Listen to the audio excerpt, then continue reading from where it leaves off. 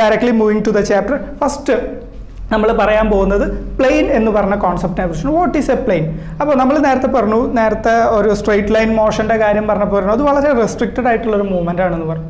Straight ലൈനിൽ ഒരു particular പാത്തിൽ ഒരു എക്സ് ആക്സിസ് നമ്മൾ വരയ്ക്കുകയാണെന്നുണ്ടെങ്കിൽ ആ ഒരു എക്സ് ആക്സിസിലൂടെ മാത്രം പാസ് ചെയ്യുന്ന ഒരു ബോളിൻ്റെ അല്ലെങ്കിൽ ഒരു വൈ ആക്സിസാണ് നമ്മൾ കൺസിഡർ ചെയ്യുന്നതെന്നുണ്ടെങ്കിൽ ആ ഒരു വൈ ആക്സിസിലൂടെ മാത്രം ട്രാവൽ ചെയ്യുന്ന ഒരു ബോളിൻ്റെയോ അല്ലെങ്കിൽ മറ്റൊരു ഒബ്ജക്റ്റിനെയോ കുറിച്ചിട്ടുള്ള ഒരു ഡീറ്റെയിൽഡ് ആയിട്ടുള്ള സ്റ്റഡി മാത്രമാണ് നമ്മൾ എവിടെ ചെയ്തിട്ടുണ്ടായിരുന്നത്, മോഷൻ ഇൻ എ സ്ട്രെയിറ്റ് ലൈനിൽ ചെയ്തിട്ടുണ്ടായിരുന്നു.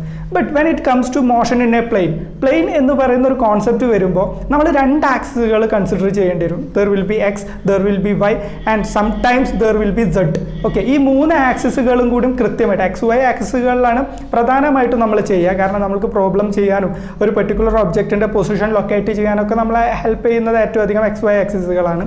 പ്രോബ്ലംസും അധികവും റിലേറ്റ് ചെയ്യുന്നത് എക്സ് വൈ ആക്സിസുകളായിട്ട് ബന്ധപ്പെട്ടതായിരിക്കും. ബട്ട് സ്റ്റിൽ പ്ലെയിൻ എന്ന് പറയുന്ന ഒരു കോൺസെപ്റ്റ് നിങ്ങൾ മനസ്സിലാക്കുമ്പോൾ കൃത്യമായിട്ട് മനസ്സിലാക്കണം. There is one more axis that is called axis z, അതായത് എക്സ് വൈ ആൻഡ് സെഡ്.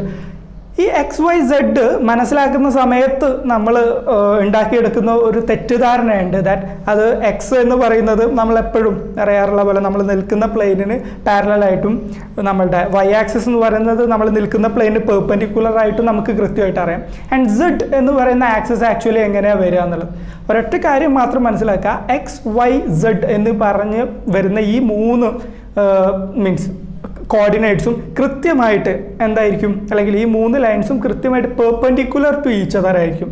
ഒന്ന് മറ്റൊന്നുമായിട്ട് 90 ഡിഗ്രി ആംഗിൾ ഉണ്ടാക്കുന്ന രീതിയിലാണ് ഈ മൂന്ന് ലൈൻസും അറേഞ്ച് ചെയ്തിട്ടുള്ളത് എന്നുള്ള ഐഡിയ കൃത്യമായിട്ട് നിങ്ങളുടെ മനസ്സിൽ ഉറപ്പിച്ച് വയ്ക്കുക. കാരണം ആ ഒരു ഐഡിയയിൽ ചില സമയത്ത് നമുക്കത് 120 മൂന്നായിട്ട് കൃത്യമായിട്ട് വിഭജിക്കുന്ന സമയത്ത് അതിനെ നമുക്ക് മറ്റു പല ആംഗിളുകളിൽ എടുത്തു കഴിഞ്ഞാൽ കൃത്യമായിട്ട് 360 ഡിഗ്രി നമുക്ക് അതിൻ്റെ ഉള്ളിൽ ഉണ്ടാക്കിയെടുക്കാൻ പറ്റും. ബട്ട് അതല്ല അതിൻ്റെ ക്രൈറ്റീരിയ.